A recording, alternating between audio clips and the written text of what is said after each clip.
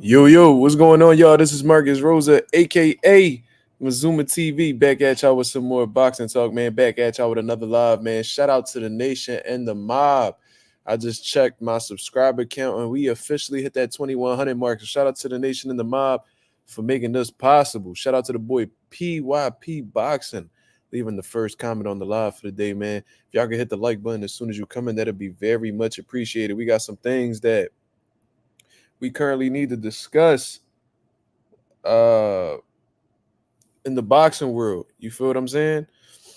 We're gonna speak about Jon Ennis, his performance against David Evans and exactly what we think about it. And if he's ready for Terence Crawford or not, along with Shakur Stevenson, looking like he's ready to sign with Eddie Hearn. You know what I'm saying? It's not official at all. I'm just speculating, just based off of the things that Shakur Stevenson has been saying. So we definitely gonna talk about it, man. So you know what I'm saying? Let's get to it. But I'm gonna let a few more people come in here. I already know they're not sending my notifications out, man. I already know how this YouTube shit works at this point. So I'm gonna actually send a message out to the group chat. But as soon as y'all come in, man, if y'all can hit the like button, it'll be very much appreciated. You see what I'm saying? For sure, for sure.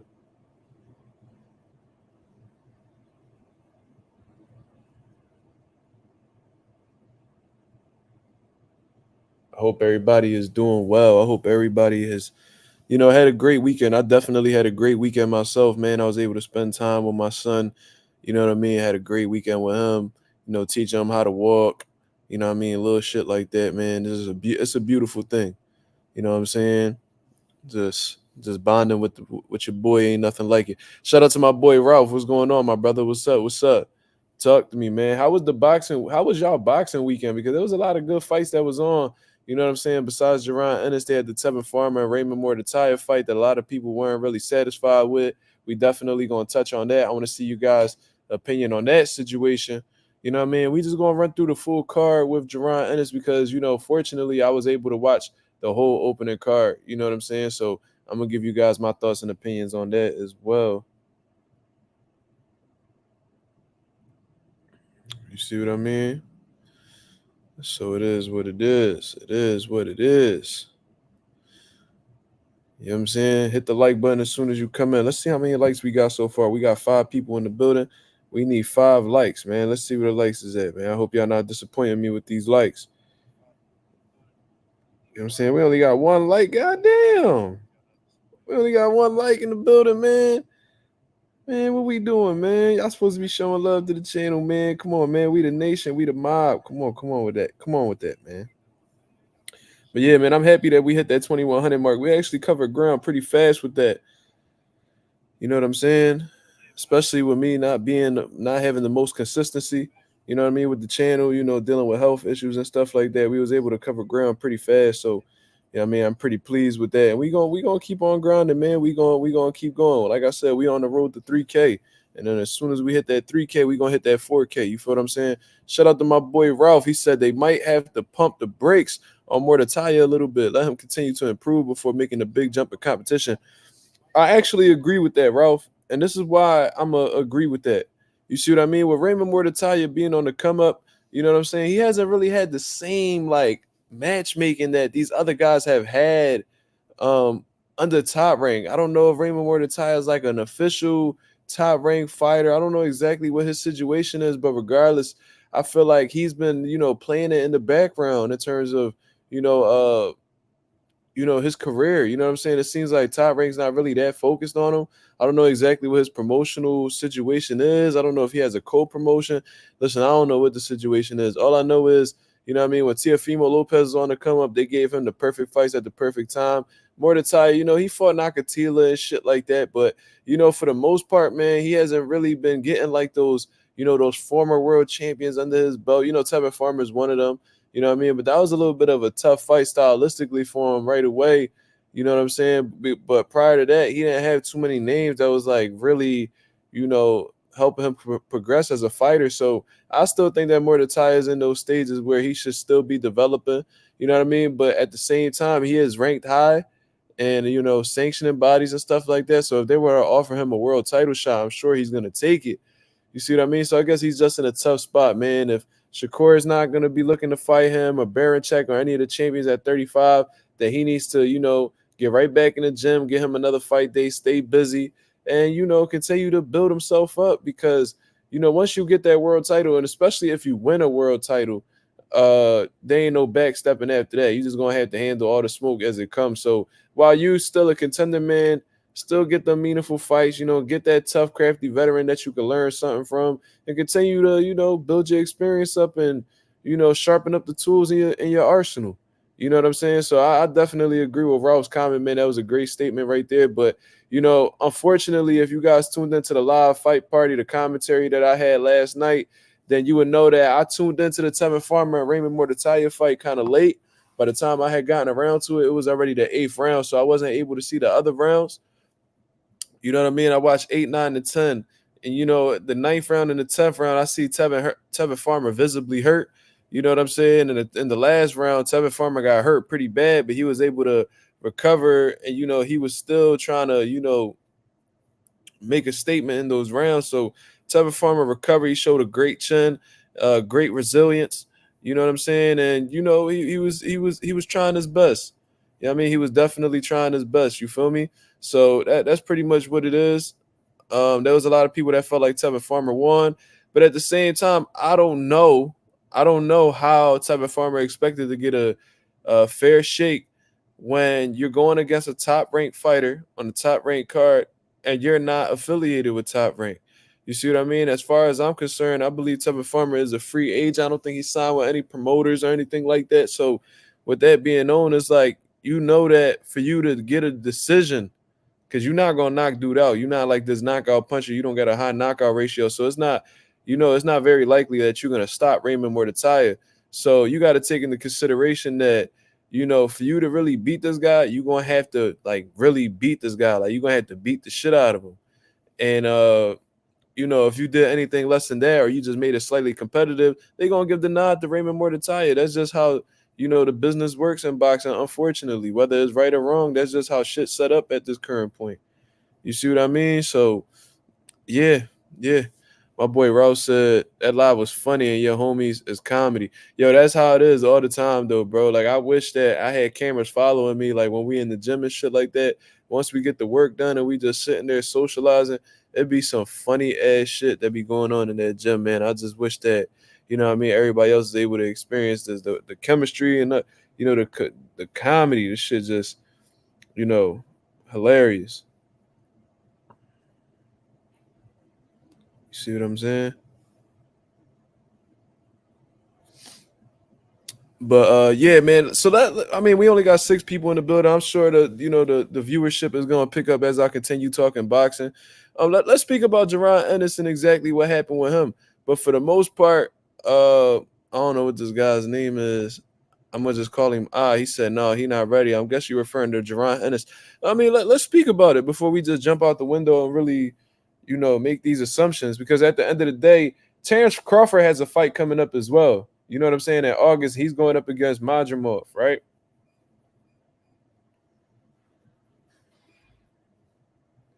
He's going up against Morth, you feel me?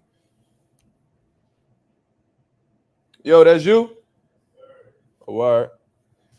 But yeah, man. So pretty much that's what's going on. You know what I'm saying? Terence Crawford got a fight coming up in August against Morth and shit like that. So, we gotta see how he look. You know what I mean? Everybody criticizing Jon Ennis and how he's not ready for Terence Crawford. Terence Crawford hasn't fought in over a year. So we gotta see exactly how he's gonna look going up against Morth. Morth is a tough opponent. It's another step up in weight. And who's to say that, Terence Crawford, why are we automatically assuming that he's gonna look brilliant at 154? He might face some obstacles. And what's crazy, if Terence Crawford looks like dog shit or even comes up short at 54, people gonna switch up the whole narrative and be like, oh, that version of Terence Crawford, Jon Anderson will beat him. But the narrative that's going on right now, the thing that's circulating right now is you know what I'm saying? Jon Ennis isn't ready. So let's just speak about the performance. You know what I'm saying? Jon Ennis went up against David Evanesian last night, man. This motherfucker had a crowd out there, boy. From what I heard, he had 14,100 and something people at the Wells Fargo. You know what I'm saying? So that's more than 70% of the arena that was filled. You know what I'm saying? And that's absolutely brilliant because Eddie Hearn told you guys that he was honestly expecting 8 to 9 thousand tickets to be sold, and they almost doubled that. You feel what I mean? So for him to do that, with his first big fight in an arena in Philadelphia, it's impressive, bro. You know what I mean? The city really came out for Geron. The city loves Jon Andis, and that just proved it right there. We had people coming from all over. You know what I'm saying? Just coming out and supporting Geron. And it was supposed to be Cody Crowley, but I think David Evanesian is a more credible opponent than Cody Crowley. So I guess it worked out well. Cody and David Evanesian, salute to him because he came in on 5 weeks notice or whatever the situation is, but he didn't look out of shape. You know what I mean? It looked like he stood in the gym, and he looked like he cut the weight the right way. You know what I mean? He was prepared. You know what I'm saying? So it wasn't like a complete mismatch or David Evanesian was just caught lacking or anything like that. You see what I'm saying? But just looking at the overall fight, man, Jon Anderson started off very well, just showcasing his jab. I'm trying to tell you guys, Boo's got one of the best jabs in the sport of boxing when he uses it. You know what I'm saying? Like we got like the Devin Haney's who has a great jab. I think Earl Spence got a great jab. Terence Crawford has a great hammer jab, like a strong, stiff jab, pause. And then we also got guys like who else got Jesse Rodriguez got a great jab. There's a bunch of people that got great jabs, but when Jaron Ennis uses his jab consistently, man, it's a beautiful thing. Whether he's jabbing up top or jabbing to the body, it's a great tool to have. It's the most important punch in boxing, and Boots got it down packed. You know what I'm saying? However, I did see a sense of urgency in Jaron Ennis to get the knockout against David Evanesian. I'm not going to sit here and act like I didn't see Boots looking for the knockout. You know what I'm saying? And the whole build up to the fight, he said he wasn't looking for the knockout. He's just going to take his time, and if he gets it, then if he sees an opening, he's going to take it. I seen Boots looking for the knockout. You know what I mean? I don't know if it was just because he was trying to put on a great showcase. I don't know if it was because he was trying to put on a better statement that Terence Crawford did. I don't know if he was playing into the crowd. I don't know what the situation is, but Boots was clearly looking for the knockout against David Evanesian, and I know that because he kind of got away from the outside fighting that he was doing, the regular boxing he was doing. It was trying to go tit for tat with him. You see what I mean? And I really thought that that was a route that he could have very possibly won. I mean, he did at the end of the day, but he made it harder than what it needed to be. You know what I'm saying? I think he made it harder than what it needed to be. I think, in all honesty, if he would have just kept the jab on him, you know what I mean, and every time Evanesian tried to step up, he run into some shit. You feel what I mean? I think that he would have had a lot more success. You feel what I mean? But that's not the reality of the situation. He's trying to sit. He sat on the inside, was trying to go blow for blow with him, and you could see there was some ring rust on Jon Anderson. In all honesty, because you could see that he's seeing the shots and he's reacting defensively. But it's just his time. It was just a little bit off defensively where he was getting hit with shots that he typically wouldn't get hit with. And that's what happens when you have a certain level of activity and then it's just suddenly taken away from you. It don't matter how often you in the gym, how hard you train. It's nothing like the actual experience. You can spar all you want, but that does not compare to, actually being in the ring with those smaller gloves and, going up against formidable opponents. You feel what I mean? So Geron, he definitely looked rusty. You know what I'm saying? I hope that he gets back in the ring ASAP because the thing about Geron is you got to keep him active. You feel what I mean? And the more active he is, the sharper he is.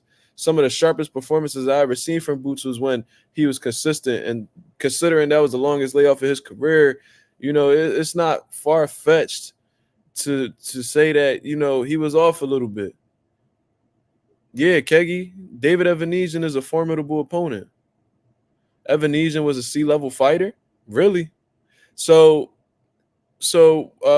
considering the fact that Terence Crawford fought him, first, are you sitting here admitting that Terence Crawford is fighting C-level fighters?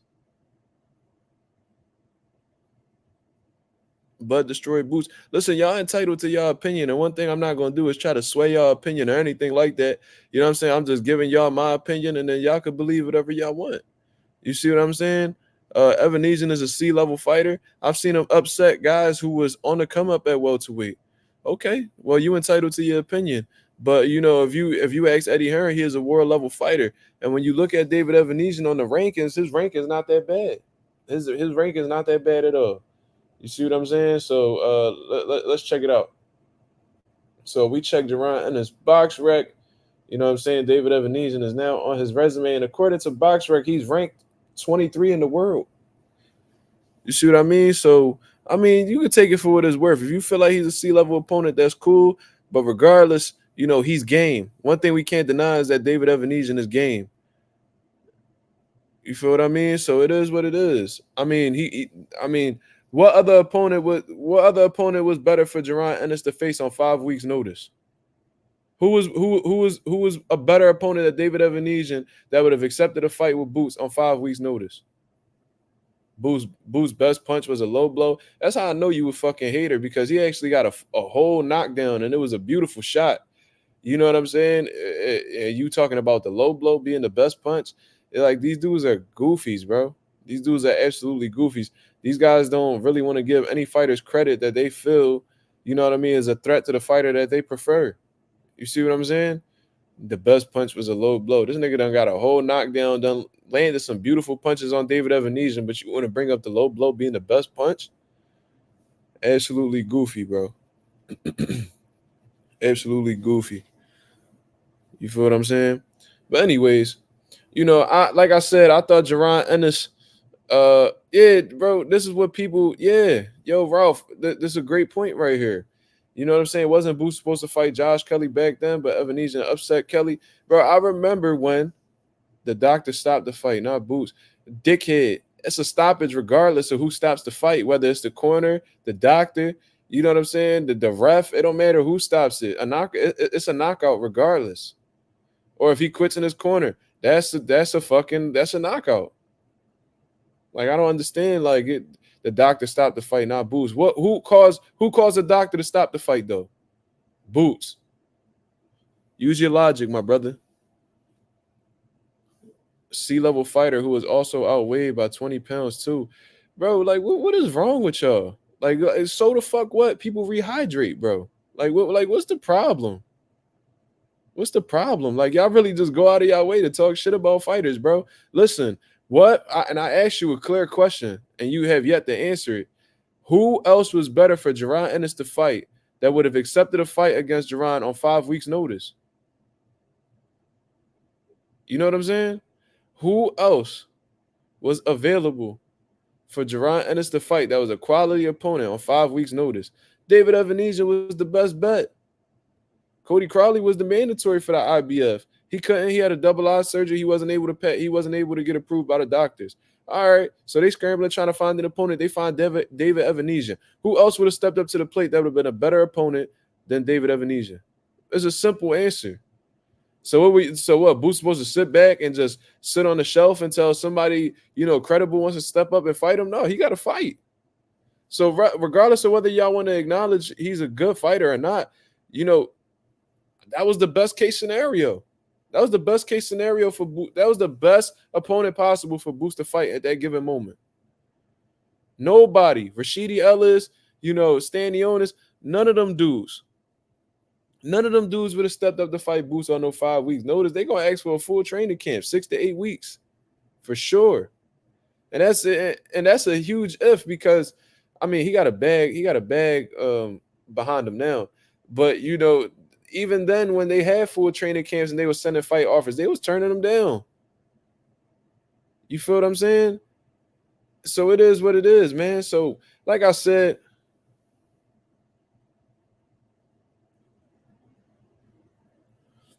bro, we don't have yo, this shit is hilarious. Check this out. He said that's not the issue. We understand he was a late replacement, but he was a C-level boxer, so we have to factor that into the Boost performance. Bro, how are we going to factor that into Boost performance when he literally had no choice but to fight him? Like, he literally had no other choice. Who else? Why? So y'all going to penalize Boost for fighting a C-level fighter when the C-level fighter was the only fighter that was available for him to rumble? What the fuck? Like, how we gonna factor that? It's like y'all just want niggas to sit on the shelves and not fight anybody. I'm not. You could do that. You could take that. You could factor that. You can make that a factor. I'm not, though, because I'm understanding of the circumstances. You see what I'm saying? So that's not gonna happen. Bud chose Evanesian as like a opponent off the rip.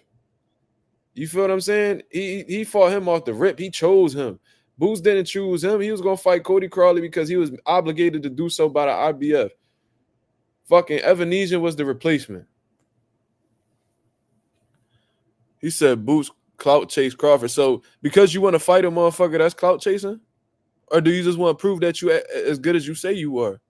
I don't be understanding these dudes, bro. It's like y'all motherfuckers is not boxing fans, bro. How can y'all call yourselves boxing fans when the last thing y'all want to do is see the best fight the best? Y'all sit here and y'all complain, y'all talk shit about other fighters, act like they not worthy of certain things or they not worthy of certain fights.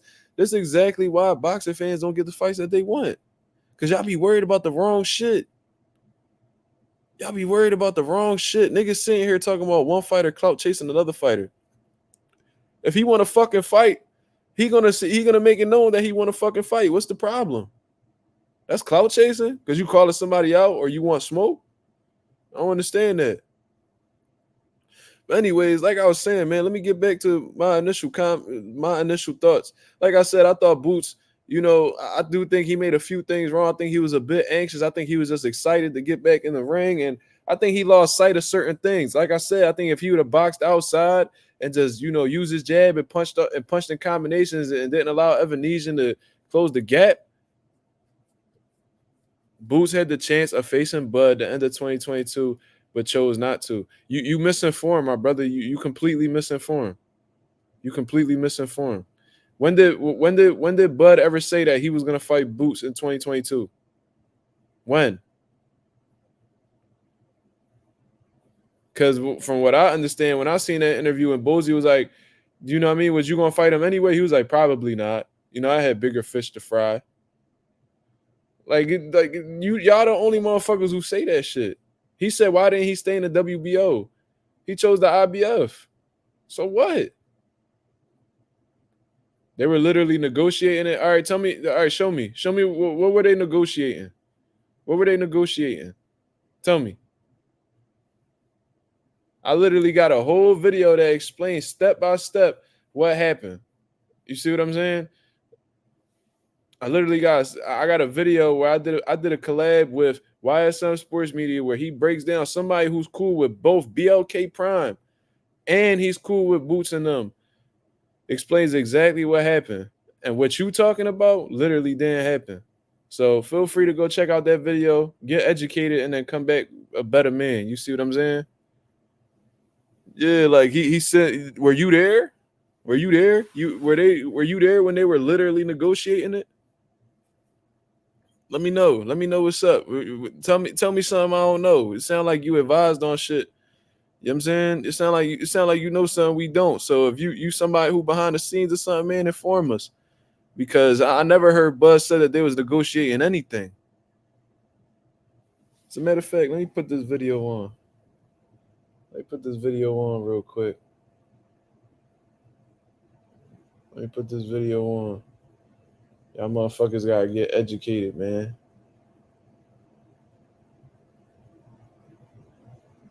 So it's a video that I put up 4 months ago. It says Jaron Ennis turning down Crawford fight is false narrative.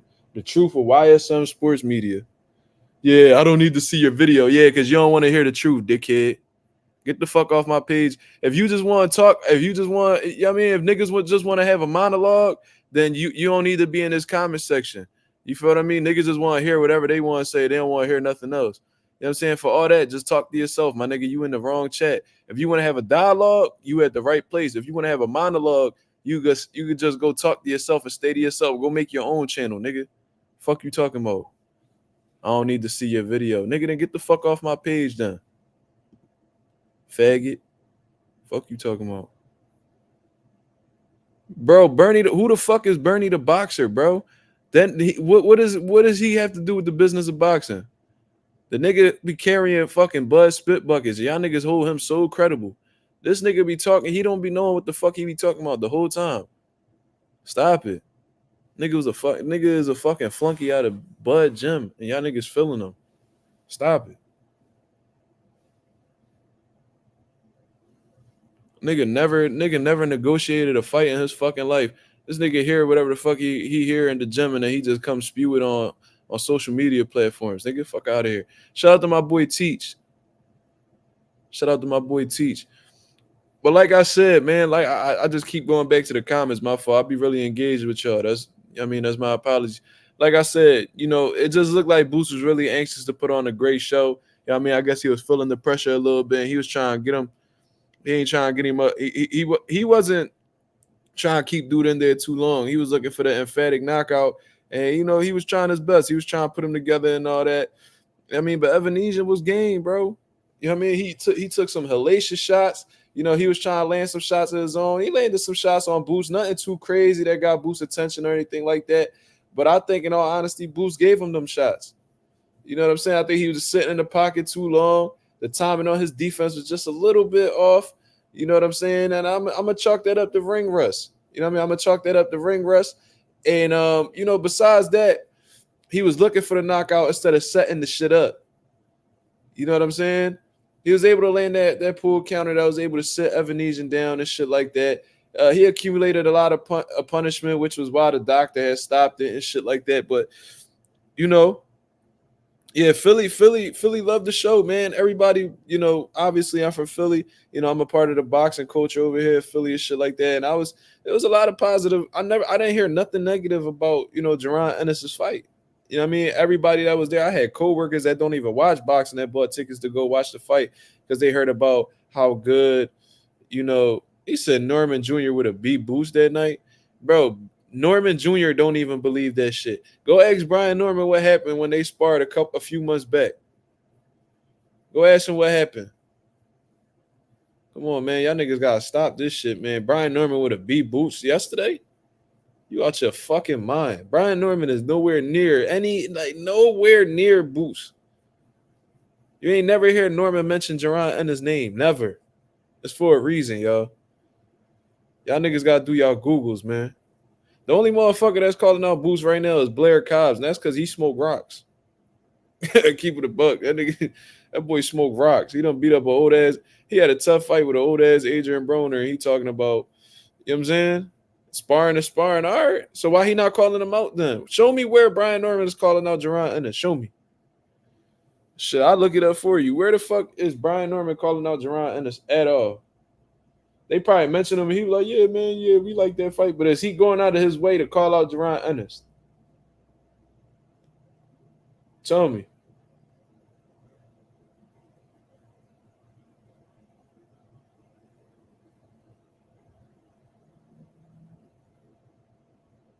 That nigga, 1 month ago, Brian Norman opens up about facing Jaron Ennis. He acknowledged Jaron Ennis as the final boss. The final boss. If you call a nigga the final boss, what that mean? What does that mean? If you say that about a nigga, that means that you look at him as the best. You look at him as the number one nigga, the top op. That's how you look at him. Yeah. You know what? Yeah. We gonna pack him up. We gonna get him the fuck up out the chat. Yeah. This nigga said Blair versus Boots is a 50-50 fight. Yo, I ain't even about to engage in this foolery, my nigga. Like, if y'all niggas smoke rocks, what's wrong with y'all niggas? Y'all on K2? Like, what the fuck? Blair versus Boots is a 50-50 fight when this nigga just went life and death with Adrian Broner? Y'all, what's wrong with y'all niggas? Like, y'all cool? Bro, there's been a lot of weirdos in the chat since yesterday, bro. They see a few men in one room and they get aroused and shit. These niggas get turned on. Like, I don't know what type of time niggas be on, bro. I ain't even gonna lie to you. You see what I'm saying? Nobody at 47 beats Boots. That's a fact. And y'all niggas could say I'm biased. Cool. I told y'all niggas Jaron Ennis is one of my favorite fighters, period. So, of course, I'm going to rock out with him. I rock out with Benavidez. I rock out with Jesse Rodriguez, my boy Bam Rodriguez. And I rock with my fucking boy Jaron Ennis. Y'all niggas don't like it. Y'all ain't got to be here. It's pretty easy. Nigga, click the button. Go somewhere else. My nigga, go click that YouTube logo. Go back to your homepage. Nigga, this ain't for you. You know what I'm saying? I ain't for everybody. That's cool. I ain't about to sit here and beg niggas to, engage with me on here. You know what I'm saying? But let's get the likes up, man. Let's see how many likes we got in the building so far. Let me see how many likes we got in the building so far. We only got 9 likes with 23 people in the building, man. Let's get them likes up, man. Get them up. Come on, man. We a lot better than that, my brothers. Come on, let's get this shit going. You see what I'm saying? But like I was saying, bro, that's just to get back to the regular conversation before we had them fucking weirdos talking crazy on here. Boost made it a little bit more difficult than it needed to be. You know what I'm saying? A little bit more difficult than it needed to be. You know what I mean? The inside fighting that just gave Evanesia more opportunities to land shots, and he landed more than what he needed to. And I think that's why Boots is facing a lot of criticism at this point. But regardless, it still was a dominant performance. Boots showcased some great offense. You know what I mean? Went to the body real well, showcased some good accuracy. Even though he got hit, he showcased some good defense as well. I seen him slipping shots. You know what I mean? Rolling underneath. He was doing some good shit in there, man. Boost is the full package. So he puts on, great showcases all the time. You know what I'm saying? Because he gives you everything. He could give you the inside fighting and be successful. He could give you he could box you. He could go on the back foot. He could step to you. You know what I'm saying? He could slip shots. He could catch shots. He could roll shots. He could roll underneath shots. It's not much that Boost can't do. So when he mixes it all together, man, it's bound to be a great performance regardless. There's not many people in the sport of boxing, especially at a high level, that's as well-rounded as Jon Andis. That's just a fact. So he had a great it was a quality performance, man. You know what I mean? I seen people giving him like a B- and stuff like that. Yeah, I give it more of a B. You know what I mean? I'm gonna give it more of a B. I think that if he would have just stood disciplined behind his jab and shit like that, I think it would have been an A+ performance. And I think he would have had a more sensational knockout, in all honesty. But I'm gonna give him a pass because the inactivity. You know what I'm saying? And he's never been under lights that have been that bright. You know what I mean? You got 14,000 people coming out just off of the strength of you. And this is your hometown. And that was another thing, too. I seen Boost like playing into the crowd. I seen him talking to people in the crowd. And I felt like that was a little bit too much. You know what I'm saying? It was like, if you're going to have your fun, that's your prerogative. You know what I'm saying? Can't nobody tell you how to go about things in a ring. However, you know what I mean? You gotta tune out the crowd and just only be listening to your coaches and shit like that. You know what I mean? Those are the only voices that you should be, paying any type of mind to. And after the fight, then you can show love to your people. You feel what I'm saying? But yeah. So, shout out to Boots. You know what I'm saying? Now the real question is, and I'm asking the chat as well, you know what I'm saying? Do y'all feel like at this point in time, do y'all feel like Jon Andis is ready for Terence Crawford? Y'all could be honest. You know what I mean? Me personally, when you look over the landscape of the division or just who Terence Crawford could face in general, there's not many people that you could place above Jon Andis in terms of like intrigue and it being a big fight. Like, who else is more worthy of a shot against Terence Crawford than Jon Andis? Anonymous says no. He doesn't feel like Jon is ready for Terence Crawford. Okay. So, like, who's more credible? Who's more credible than Jon Andis for a Terence Crawford fight? That's in or around the division, 47-54. I know it ain't Earl. I know it ain't shit. Madrimov, I don't think Madrimov is more credible for a Terence Crawford fight. He getting it. Probably came with a nice bag from Turkey, but you know what I'm saying? I understand what Bud is doing. He said Bud fighting champs at 54 and aiming for Canelo. I understand what he's doing. However, now Turkey Al-Sheikh is in the mix, and he's talking about that he likes the Jon Andis versus Terence Crawford fight. So if he putting up the check and he say that's the fight he want, you think Terence Crawford ain't gonna sign the dotted line? Terence Crawford told you that he not fighting Boots because he don't bring nothing to the table. If Turkey Al-Sheikh pull that checkbook out and get that man 8 figures for a fight, I'm sure that'll be able to change Terence Crawford's mind. Terence Crawford's mind has changed consistently. Do y'all remember back when he was saying that, he respect weight classes and, you know what I'm saying? He not going to go, he wouldn't go up to face Canelo because he respect weight classes. And all of a sudden he changes his mind. And then he says, oh, he'll fight Canelo at 160. Then he changes his mind again and says he'll fight Canelo at 168 pounds. He changes his mind consistently. It's not like he's a stubborn dude where he just, he sticks to his ways and don't nobody move him off his square. If Turkey Al-Sheikh writes a nice check for Terence Crawford to take on Jon Andis, I guarantee you Terence Crawford will take the fight. Guaranteed. Have Boots beat any champions in his career? I believe the only champion that he has beaten so far is Sergey Limpinets. So yes, he has beaten a champion in his career. And that, that's not I mean, you asking these questions, but those are questions that you could easily answer yourself. I don't know if that was I don't know if that was what type of question. I don't know if that was a question you wasn't really looking to get answered, but you know that's something you could have easily found out just scrolling through BoxRec, my nigga. I don't know if that was a rhetorical question or what.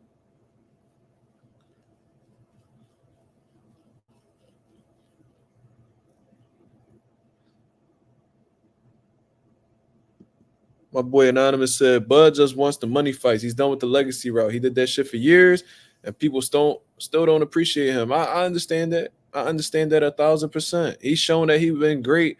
Listen, man, that Terence Crawford been, you know, on the world title shit since 2014, I believe. I think he got his first world title in 2014, and he been stomping shit ever since then. Hasn't even ever had a close fight, in my opinion. You see what I'm saying? So, he showed you guys he was great. Y'all didn't appreciate him. He had to step on Earl for y'all to really recognize him as one of them ones. So now he like, all right, I showed you niggas I'm great. You know what I'm saying? I'm not gonna be in the sport too much longer. So while I'm here, I'm gonna get to this motherfucking money. You feel what I mean? And I can't knock him for that. I never been one of the ones that said that Bud was ducking Jaron Ennis. I don't believe he's ducking Jaron Ennis. I just think that he on a different type of time right now. And at the current stage that Boots is in, he's not going to generate the money that would intrigue Terence Crawford. It is what it is. This is it gets to a point where the fighter becomes a businessman. When they get later in their career, they start thinking about generational wealth. They start thinking about packing their pockets before they walk out because they realize once they walk out, they're not going to be getting these big paydays no more. So while they here, they take advantage of the moment. So it is what it is. I've never been one of the ones that said Bud ducking Geron Ennis or Geron Ennis ducking Bud. I'm sure they'll fight each other, but it has to make sense. That's just the type of time niggas is on right now, and I can't knock them for that. You feel what I'm saying? Justice believe Boots will beat Bud. Okay. Ralph said, not gonna lie, I watched 2 of Majamal's fights. I might have to watch more, but from what I saw, Bud Shan had too many issues in there with Majamal, for my opinion. He said, but you agree Bud versus Boots should happen next if Bud gets past Majimov. 1,000%. I would rather see Bud fight Boots than Bud fight Canelo, bro. I don't want to see Bud move up 2-3 weight classes, whatever the hell you want to consider it, to fight Canelo Alvarez. I don't even want to give Canelo Alvarez the satisfaction of even saying that he defeated Terence Crawford. You feel what I'm saying? If he even were to do that. You see what I mean? I want to see the motherfucker Jon Andis, whether it's at 47 or 54, take on Terence Crawford. A lot of people call this shit a mirror, like a mirror, it's gonna be like a mirror fight because they do it. They got a lot of things in common in terms of what they're capable of doing in the ring. You know what I mean? I want to see this shit happen. Of course I do. I'm gonna be rooting for Jaron Ennis, of course, because that's my guy. But Bud is very capable of beating Jaron Ennis. But I do think the opposite is true, that Boots is very capable of beating Bud. I think that they're both that talented, that they both have what it takes to beat each other. You know what I'm saying? But like I said, we have to see how Bud performs against Madrimov. We gotta take into consideration that, although Bud hasn't taken much punishment in his career, or I doubt he has much wear and tear.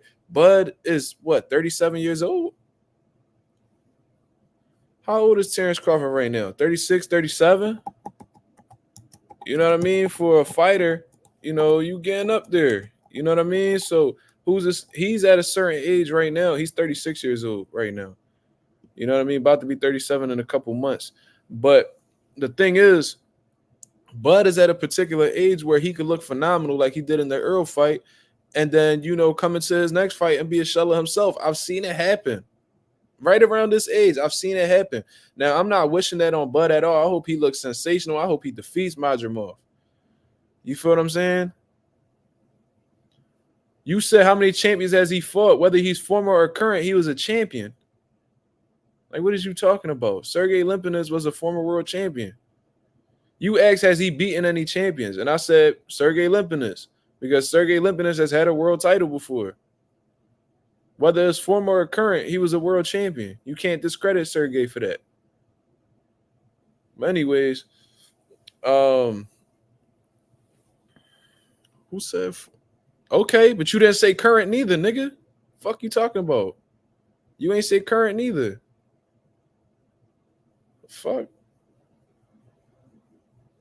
fuck these niggas be talking about, bro. But yeah, anonymous. I mean, you entitled to feel like Bud beat Boots. Like it, like Bud is one of them guys. But like I said, Terence Crawford. All right, you can say it now. Then you know what I'm saying. In that case, he hasn't beaten any current champions. If that's the question you want to answer, you gotta be more specific. If you want a specific answer next time, tighten up, my nigga. But Terence Crawford, like I said, he's at a particular age right now, and it's kind of dangerous where you could look good one day and then just look old in your next bout. And like I said, I hope Bud doesn't experience that right now. I don't want him to experience that shit at all. I hope he rides off into the sunset and his last performance still be sensational. You see what I'm saying? But I've seen it happen. I've seen it happen, bro. But what Bud got on his side is that he hasn't taken much damage. He ain't really get punched on in his career. So he might last longer than the average individual, who takes a lot of punishment or has a lot of wear and tear on his body. I don't know Bud for having any type of real injuries. I never heard of him pulling out of a fight for injuries or, having nagging injuries or anything like that. You know what I'm saying? So I'm really looking forward to this MarkMazuma fight, man. And I want to see what route these guys both take after the fact. Turkey Al Sheikh seems to be very interested in Bud versus Canelo. You see what I mean? And if he's able to get that done at the end of the year, I don't see Bud coming back to boxing after that. I did an interview with Bomac, and they said that if they get that motherfucking Canelo Alvarez fight, then they walking away from the sport afterwards. You know what I'm saying? So, we just gonna have to wait and see. He get that Canelo fight, we gotta kiss that Jaron Ennis fight goodbye. Bud not coming back. He gonna make a stupid payday off Canelo, and he gonna ride off into the sunset. That'll be the last time we see Bud fighting, according to Bomac. You see what I mean? So we'll see. Shout out to my boy Singh. He said, I honestly believe Boots was rusty and his defense wasn't great due to the fact he didn't respect David Evanesian. His defense was spectacular against a true power puncher like Vila. I mean, that's a fact. But at that time, he was actually active when he fought Vila. You know what I'm saying? Like I said, he came off of the longest layoff of his career. So, I'm inclined to agree with you in terms of him being rusty. And his defense wasn't great. He was slipping shots. He still was avoiding, a lot of shots that Evanesian was throwing and shit like that. He was changing levels, getting underneath shots and stuff. But, it's not the defense that we're accustomed to seeing. Inactivity kills, man. We've seen it happen time and time again. We've seen it with Deontay Wilder. I think inactivity killed Deontay Wilder's career, period. Along with that damage he took with Tyson Fury, I think that inactivity ruined his chances of beating, Joseph Parker. You know what I'm saying? I think it ruined his chances of beating, Zhang. You feel me? So it is what it is, man. Motherfuckers gotta stay active. Niggas gotta keep fight dates and they gotta keep getting paid. And from what I heard, Jon Andis is gonna be fighting in October, November. I think that's a beautiful thing. You know what I'm saying? Because he gonna be able to close out with another fight before the year is up. If he would have been with PBC, he probably wouldn't be rumbling until 2025. And I love PBC, but that's the reality of the situation. A Sing with a great question, man. Yo, y'all hit the like button as soon as y'all come in, man.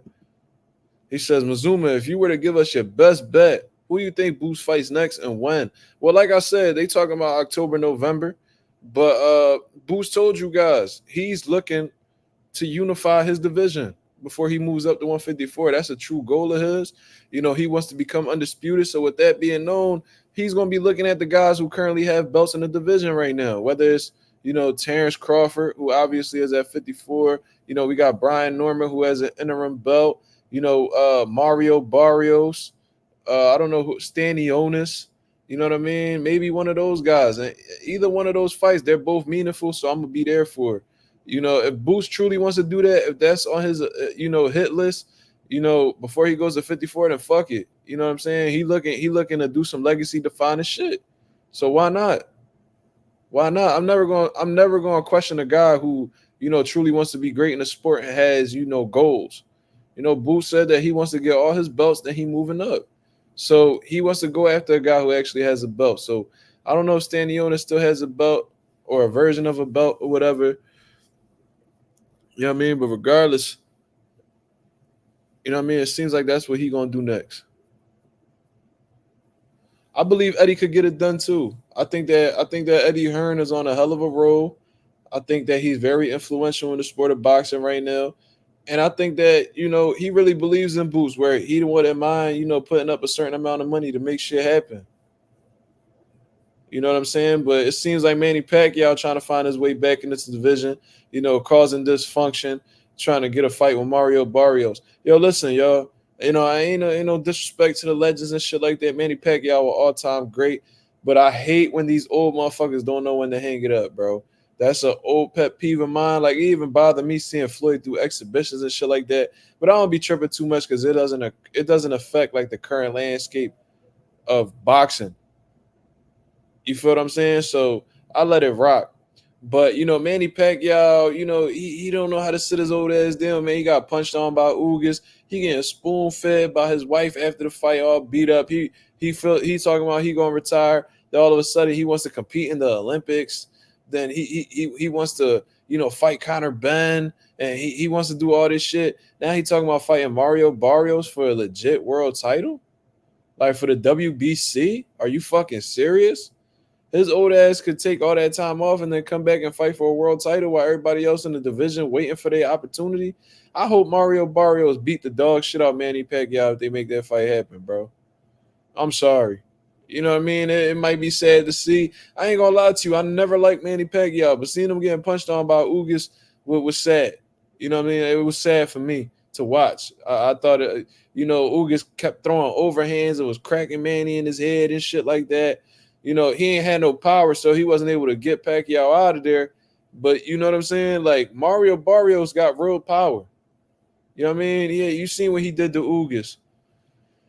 You know what I mean? Barrios got power, point blank, period. So if he fight Manny Pacquiao legs not underneath him no more. He not gonna be able to do that in and out movement and use his hand speed. Like, Manny Pacquiao legs are gone, bro. And his legs is like the foundation of his game. Mario Barrios gonna punish that man. He gonna punish him. Unless he get back on them motherfucking power pellets. He ain't beating no Mario Barrios. Straight like that. A Singh says Mario Barrios would die if he fight Boots. Shit. It's a bad style matchup, but if Boots got a belt and Barrios got a belt, then it gotta happen. But Barrios seemed like he seemed like he willing to fight Boots. He always seemed optimistic about fighting him. But I think PBC and them was holding it up because they felt like since Boots wasn't signed with them, they wasn't trying to give him any opportunities. They not about to cash out they guy for a fighter who ain't affiliated with them or involved with them or somebody they don't profit from. Yeah, Manny Pacquiao had a really energetic style. I mean, you know what I'm saying? Like, it wasn't nothing too complex about Manny. Like, he liked to bounce. He liked to bounce on his toes. You know what I mean? In and out movement, mix some feints in, and then throw you off with like some the timing on how the way he would jump in before he would punch. It was hard to time it. You see what I mean? It took Marquez 4 fights to get the timing on Manny Pacquiao's movement. That's how unpredictable Manny Pacquiao is. But with the Ugas fight, his legs looked shot. They wasn't underneath him. And you know why that happened? Because of age. Because of age. So you mean to tell me he just took all this time off after this Ugas loss and he about to come in here and beat Mario Barrios? Hell no. Hell no. Maybe the Pacquiao that beat Adrian Broner, maybe the Pacquiao that beat Keith Thurman, but this Pacquiao not beating Mario Barrios, man. But it's sad that, this fight might actually manifest because, like I said, there's plenty of welterweights in the division. You know what I mean? Whether they known or not, they've been striving to get a world title shot. Meanwhile, this old motherfucker who ain't boxing in a few years could skip the line and get an opportunity. But I guess that's boxing for you. I don't know what else to say. It is what it is. I guess Floyd could do the same thing. A lot of legends could do that. We just seen Earl skip the line. He just moved into 54, Never got a fight there, and he about to fight Sebastian Fundora at the end of this year. And he ain't even avenged his last loss. He ain't even bounced back from his last loss. He got beat up all over that ring. And he about to fight for 2 belts, 1 or 2 belts. Shout out to my boy Slime. What's going on? What's going on? Nah, we just chopping it up, boxing, my brother. Ain't nothing really to it. So, a lot of people feel like, Boots ain't ready for Geron. Well, a lot of people feel like Boots ain't ready for Terence Crawford based off of his last performance, but you know what I mean? I think there was some. I do think there was some circumstances that hindered Jon Andis' performance, and I feel like if he stays active, he stays sharp, then I think he'll be the biggest threat. And I currently believe that he is Bud's biggest threat that is in or around his division. Regardless of whether you feel like Bud could beat Boots, if you feel like Boots will get stopped by Bud, whatever the situation is, you cannot deny the fact that in or around his division, 47 to 54, there is no bigger threat to Terence Crawford than Jon Andis. You feel me? Yeah, I seen that, man. Like I seen that with Cambosis. But I don't know, man. Like Cambosis, I guess he a star in Australia. I guess when he beat Tiafimo, his stock skyrocketed. You know what I mean? He fought Devin Haney twice over there. And they was doing some big numbers over there. Then he gonna fight Lomachenko over there, get stopped over there. He 0-3 since he beat Tiafimo. You know what I'm saying? Since he came back home, he's been 0-3, and he's about to get a chance at Liam Paro because it's Australia versus Australia. They looking at it as like some big numbers type shit. And I seen that they did that with like Tim Tszyu and Jeff Horn. You know what I'm saying? They like doing that, mixing it up, and getting a nice little bag or whatever. But don't nobody want to see that shit, man. Like, Cambosis just got stopped in his last fight at 135, and he about to move up to another weight class and get another world title. I mean, fight for another world title. Because I'll tell you what, Cambosis ain't beating no Liam Paro. You know what I mean? He not beating no Liam Paro. For real, I would much rather see Subriel get his rematch. I would rather see Subriel Matias get a rematch. Fuck it. You know what I'm saying? You went over to his hometown in Puerto Rico, well, his home country. You went over to Puerto Rico and you beat him in front of his people. Why don't you, go back home and have Subriel fight you and give him the opportunity? You know what I'm saying? To fight you in his home, to fight you in your home country. Why not? You know what I'm saying? Yeah, Liam Paro was going to punch on Cambosis, bro. Cambosis is ass. He's ass, bro. Listen, he fought Teofimo Lopez. He beat Teofimo Lopez. But, keep it 1,000, bro. Teofimo beat himself, man. Teofimo was nothing like himself.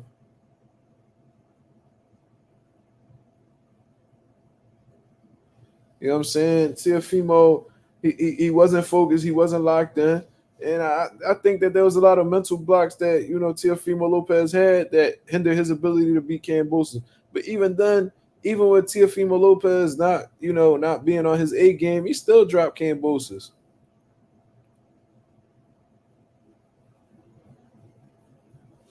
'93 Octane says if Boots can't get the Bud fight, maybe move up and mix it up with Charles Conwell.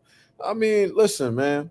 Boots told you guys he wants to unify his division. He wants all the belts at 47, then he'll move up to 54. You know what I mean? So y'all clearly not listening to what his intentions are. He's telling you.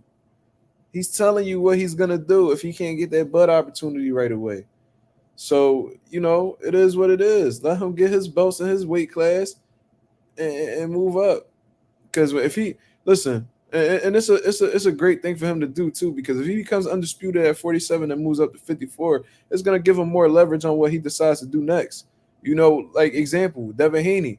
When he became undisputed at lightweight, he moved up. He was ultimately off the rip able to get a shot at the WBC with Regis Prograis. It gives you power. If you're able to become undisputed in a division, if you move up to the next division, it gives you power. It allows you to skip the line,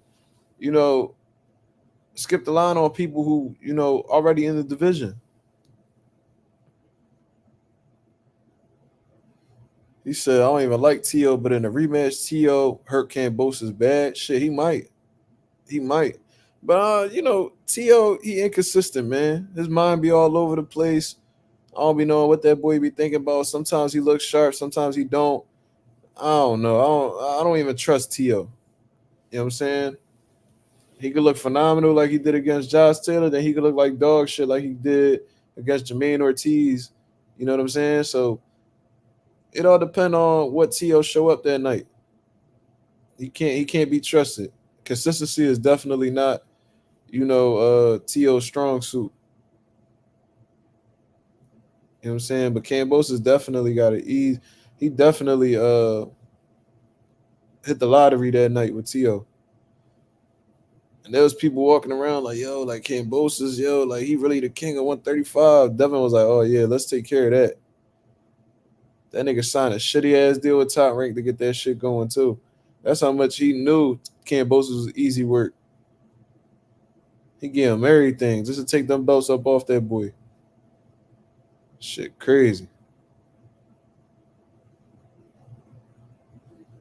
But yeah, man. So this is another topic I also wanted to speak about. You know what I mean? Shakur Stevenson being one of the hottest topics in boxing right now. He actually has stopped by Jon Ennis and David Evanesian fight to go show love and I guess do a little business talks with Eddie Hearn and shit like that. And I had actually seen that Shakur Stevenson had wrote something about pretty much like a PSA to whoever he decides to sign with next. And according to Shakur Stevenson, let me see if it was on Michael Benson's page or Shakur wrote it personally. I think Shakur wrote it personally. Let me check his page out and say exactly what's going on. He talking shit on Instagram on Twitter right now. He already talking crazy to people. Okay, so this is a tweet from Shakur Stevenson an hour ago. He said, "I'm hoping whoever I do sign with have dates ready to go, cause I'm ready to get back in the ring ASAP. I promise to give a better performance every time out." This is what Shakur Stevenson is asking for dates. Now, y'all tell me who has the most dates available currently in boxing right now. You know what I mean? And we're not talking about Top Rank because Shakur Stevenson is no longer with Top Rank and he doesn't desire to go back to Top Rank. So with that being known, who has the most fight dates available at this current point? The obvious answer is Eddie Hearn. You know what I'm saying? Eddie Hearn keep them fight dates on them. They keep that shit rolling. They keep their fighters consistent. You know what I mean? They keep their fighters busy and they keep them paid. So if Shakur Stevenson is putting out the idea that whoever he needs to sign with has them dates, it doesn't sound like Floyd Mayweather is the one that actually has them dates on standby, ready to go. You know what I'm saying? When the hell has Mayweather Promotions ever? When was the last time they put an event together? Because it seemed like Al Heyman does a lot of his business through TGB, Tom Brown, and them. So who else is going to provide them dates that Shakur Stevenson needs if his whole objective is to stay active?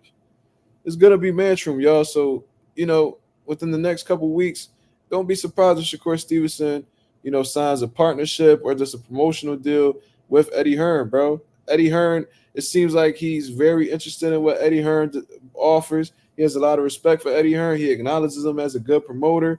And, Eddie Hearn, what was also true is that, Eddie Hearn is open to the idea of signing Shakur. And he feels like Shakur should be a bigger star than what he is. And he feels like he can make Shakur a bigger star. However, he did say that, you know what I mean, it has to make sense on both sides. So I think that what Eddie Hearn is saying is that it has to be realistic in terms of, the bag that he's going to get. You feel what I'm saying? The bag has to be right. If the bag, like, what he's pretty much saying is, yo, like, Shakur, we could work, but don't play yourself. You know what I'm saying? Like, don't be charging too much because, you know what I mean? If you're trying to break our pockets, this shit ain't going to work. You got to understand that Eddie Hearn is like, at the top of his game right now. So with or without Shakur Stevenson, he cool. So like, he'll definitely work with Shakur Stevenson. You know what I'm saying? He'll definitely sign Shakur Stevenson, but he don't need Shakur Stevenson. So that's why he's sitting there and he like, yo, we could definitely make something happen, but you gotta be realistic with the shits. You feel what I mean? Yeah, Eddie Hearn is definitely having a good year. One thing I'm gonna say though, like on some real shit, I doubted Eddie Hearn a lot when he first came into the States. I felt like he thought that the US was like the UK. You know what I mean? The dynamics is totally different. You know what I mean? he conquered the UK and all that shit, so he thought he was gonna do the same in the US, and he made a lot of mistakes in the beginning.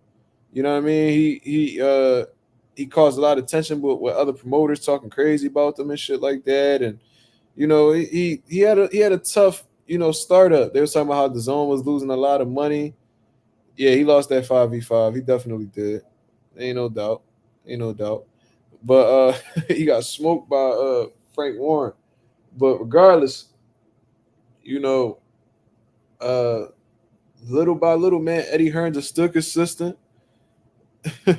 He stood consistent, and slowly but surely, people started gravitating towards him.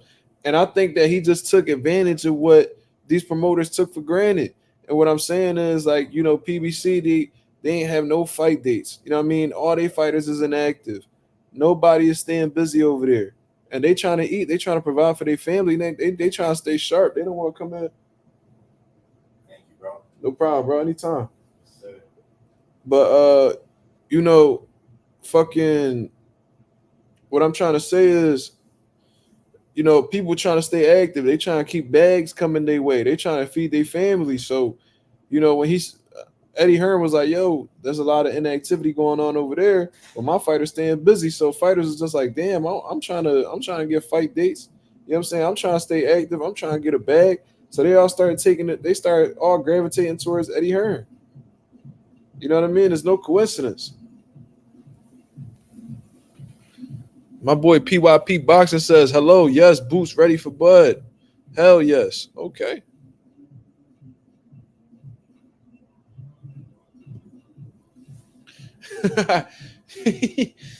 Silks Bando says Shakur keep making everyone mad. He finna be on BLK Prime. That's some cold shit. That nigga said Shakur about to sign with Don King. Yo, wouldn't that be some shit? Wouldn't that be some shit, bro?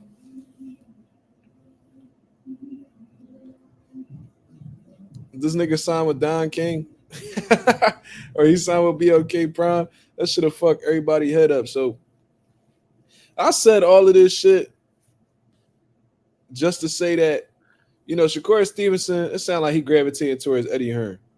You know what I'm saying? I know Floyd been shooting a little shit at him and offering shit, but you know, and I and I think like the big thing that Floyd Mayweather is banking on is reassuring Shakur that he could get him that Gervonta Davis fight. But I don't think that Floyd Mayweather, you know, understand he got a relationship with Al. He cool with Al, so he could, you know, he could make some shit happen possibly. But I don't know if he could really solidify that. I don't know that. Tank might be on some fuck you type shit. Like, nah, I ain't doing no business with Floyd. Fuck Floyd.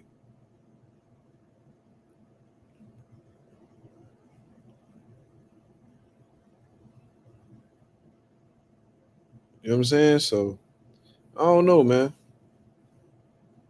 I don't know. I think Floyd slowly but surely getting up out of the picture. I think Eddie Hearn gonna lock Shakur in. If he locks Shakur in, man, fucking Eddie Hearn's stable is getting insane, bro. Silks Bando said, I don't think that Shakur playing a villain role will work. He's too emotional. It's a new generation, unlike the Floyd era. I disagree with that. You know what I'm saying? I disagree with that just because, you know what I'm saying? I just seen this report that was talking about that Shakur had the highest ratings on ESPN since 2022.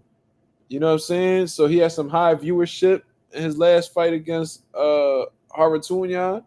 You know what I mean? And regardless, whether he playing the villain role or not, he has everybody's attention, whether they hate him or like him. They have his attention. People are always tuned in on Shakur fucking Twitter just to hear what he got to say next. And not only that, he's getting offers from every big promoter.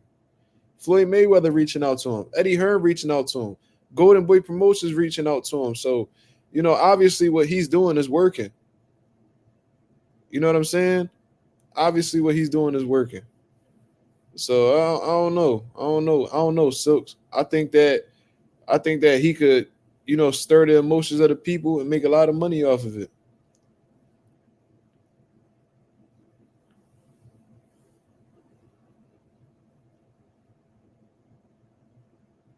Everybody in their mind talking about Shakur.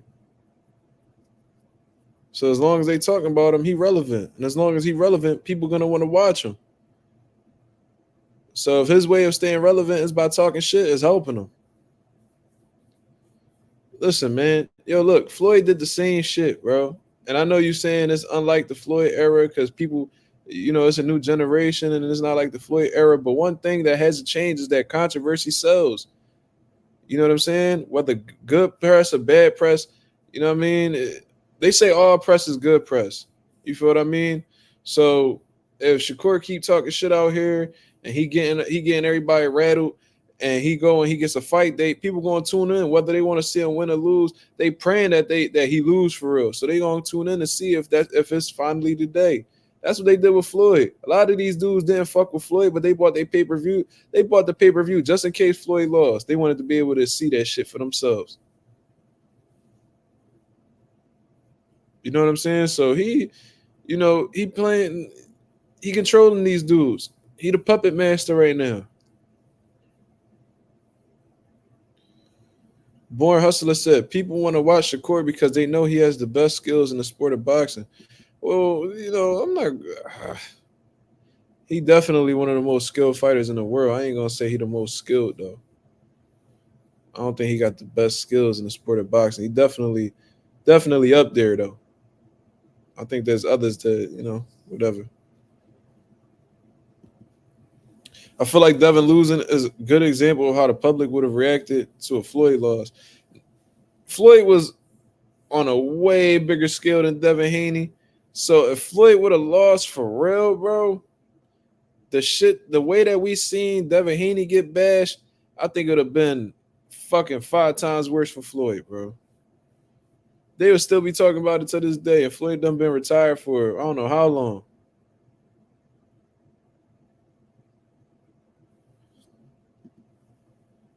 He said we should get the Tank versus Shakur fight by next year, summertime. Shit, I hope you're right.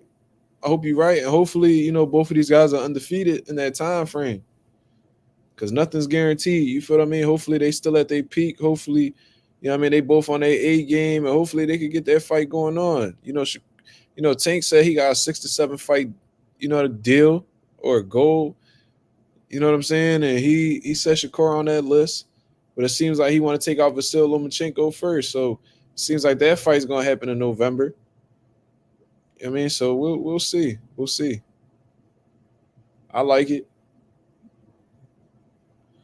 PYP said we gonna get Cepeda versus Shakur. I don't think so because I seen Oscar De La Hoya said that he not giving Shakur the Cepeda fight unless he signed with Golden Boy. Why the fuck he got signed with Golden Boy to get a Cepeda fight? You ain't make Canelo sign with you to get the Jaime Munguia fight. Cut it the fuck out, man. You know what I'm saying? Y'all ain't make Devin sign with y'all to get the Ryan Garcia fight. Why y'all want Shakur to sign with Cepeda so bad? Because it seemed like y'all not that confident in Cepeda, and y'all know that, you know what I'm saying? Y'all not going, I'm not going to say that. They're going to get paid. What I'm trying to say is they know that Cepeda is not in a good position to beat Shakur. They might know stylistically that he may be tailor-made for Shakur. So before, Shakur beat their undefeated fighter that they've been investing a lot of money into and walk off, they going to want to get a contract with that motherfucker so they could benefit off of him. All right, he beat our guy, but he signed us, so we profiting off of him too. That's the type of shit that they on. They don't believe it's a Cepeda like that. You heard Coach Panda speak about Shakur, bro. He walk on eggshells when he talk about Shakur. They don't believe in Cepeda's chances in beating Shakur. His coaches, his promotional team, none of that. But De La Hoya been talking shit lately. You know what I'm saying? He talking shit about Shakur. He talking shit about Jaron Ennis with Virgil Ortiz and all this shit. Oscar just stirring shit up right now.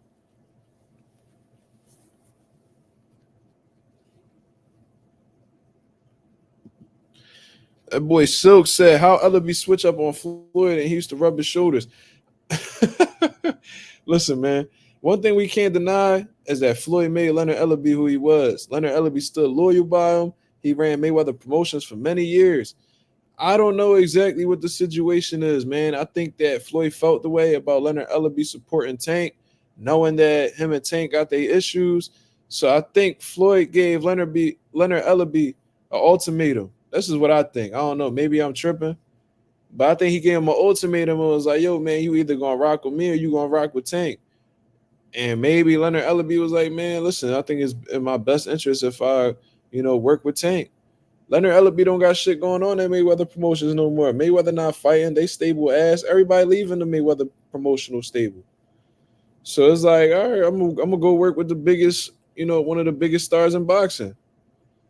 He made a business decision. And Floyd Mayweather put out a post talking about Leonard Ellaby. He's stepping away from boxing to spend time with his family and shit like that. That was absolute cap. That was absolute cap. Leonard Ellaby is definitely gonna be helping. He definitely gonna be at every event that Tank Davis throws. He's definitely helping him behind the scenes. And Leonard Ellaby got that same loyalty to Tank that he had with Floyd back in the day. That boy back Tank like that's his son on some real shit.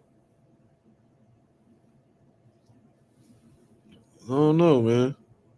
I don't know. I think Floyd felt the way that Leonard was all close with Tank, so he got rid of him. Ellaby got food coloring in that beard. I just find it funny that he just grew a beard out of nowhere. It's crazy. He had a bony ass fucking goatee for 20 years. All of a sudden, he got a big ass white beard. Where'd that come from? Floyd Mayweather was bald as hell for 20 years. Came back with a full hairline and a beard. Where the fuck that come from? These niggas going out to Turkey and getting their hairline done. Niggas getting BBLs on their scalp. That shit is insane to me.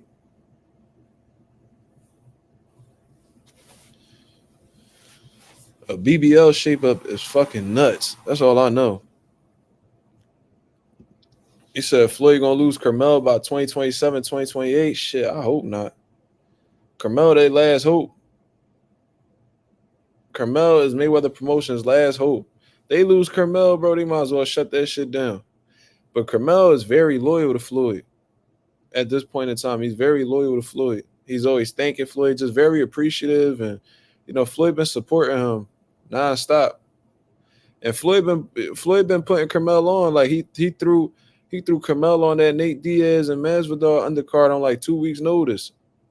So he buying fucking slots for him on cards and shit like that. He putting the money up for Carmel. He taking care of him right now. So it seems like they got a good relationship going on, which is a great thing. Because the last thing you want to do is be signed to Floyd and be on Floyd's bad side. Because Floyd align you. He'll set you up if he don't fuck with you. I mean, he tried to do that with Tank a couple times. Yeah, he got a BBL shape up. Yeah. Bro, look at old videos. Look at old video, like, cause like if I shave I got a beard, right? If I shave my beard, you gonna tell that I'll be able to shave that shit. I got a 5 o'clock shadow, or you might see like the the hair growing back in. Bro, Leonard Ellaby never had hair on his face ever. He had a bony ass goatee with that big ass nose and them round ass glasses. Then all of a sudden, he disappeared for a little bit, and all of a sudden he got a big ass white beard on some Saint Nick shit. So I'm trying to figure out where the fuck that came from. You know what I'm saying? Floyd Mayweather, he had a receding hairline. Early in his late 20s and shit, he was getting them low cuts like Kobe did. You know what I'm saying? Niggas had like a number one all around with a lineup. Then all of a sudden Floyd he looking like he fucking turned the clock back like 10 years because he got a fresh hairline with a beard to go with it and all this shit. I don't be understand, bro. Where did that come from? Your genetics did not allow that to happen. You went and got some artificial work done. Y'all niggas over here interfering with biology. He said, I ain't gonna lie though. Leonard Ellaby beard, the big white beard, that shit fire, bro. It's a good look for him. It's better than that bony ass goatee he had. But on some real shit, that wasn't natural, my nigga. Like, y'all niggas ain't just, grow that. That shit was done professionally. That's where Floyd went. Floyd went to Turkey and got that done. When Jake Paul snatched Floyd's hat, he was like, got your hat. Man, Floyd and security fucked Jake Paul up right in front of Logan, too. And them niggas ain't do nothing. remember Floyd was like, "I'll kill you, motherfucker. I'll kill you." Floyd was pissed. He lost his mind, but that shit was hilarious. I ain't gonna lie to you. That nigga had a he went and snatched Floyd's head off. This nigga had a fucking balled up. That nigga had a hard ass armadillo shell under that hat. He was mad as shit. That was a bad John. But Jake got his shit. He got his eyes tinted for that. Floyd had like 20 niggas chasing down Jake Paul. One of them cracked Paul in his face and shit. Yeah, Floyd hair came back like the Undertaker. Yeah, popped right out the casket. Yeah, bad John. That nigga said, "Gotcha hat." He was balled up in the corner getting punched on. They said Floyd hair looked like Durant hair. Damn. I don't know. Durant got the worst. Durant definitely got the worst, bro. I don't know how he be letting his hair like that, bro. Like Durant just got terrible hair. Like his sideburns, peasy and shit like that. I don't be understanding how you let that happen, bro. Like all that, bro. All them deals you done signed and you made hundreds of millions of dollars, bro. There's no way. I would have went to Turkey too and got my shit hooked up. Shit probably like 20 bands or whatever, 20, 25, however much. Man, I'd have got that shit done. They said Durant hair look like ground beef. That's fucking wild. Yeah, I get it. I see it. That's a bad John. But all right, y'all. I'm gonna get up out of here, man. I appreciate everybody that came through and show love to the channel, man. If y'all new to the channel, please hit the subscribe button because I seen I had 2,100, but I guess I ruffled some feathers from blocking people earlier. So I'm back. Let me see. Let me check real quick. I'll tell y'all right now. Yeah, I'm at 99. Somebody felt salty and unfollowed, unsubscribed. So, I mean, it's still 2,100 regardless, bro. I ain't tripping, man. Shout out to everybody that came through and, showed their support to get me to the 2,100 mark. You feel what I'm saying? It is very much appreciated. Now we on to the 2,200 mark, and we're going to keep climbing until we hit that 3K. The next thing you know, we on the road to 4K. So shout out to the nation and the mob. Like I said, I can't say it enough for coming through and showing your boy love, man. I'm going to go get me some rest to get ready, start my day. Tomorrow, man. I hope everybody has a great start today, Monday as well. Like I said, man, hit the subscribe if y'all new. Hit the subscribe button if y'all new to the channel. If y'all not getting my notifications, man, please turn the bell off and turn it back on. Hopefully that'll, restart the process and, share the video, like the video.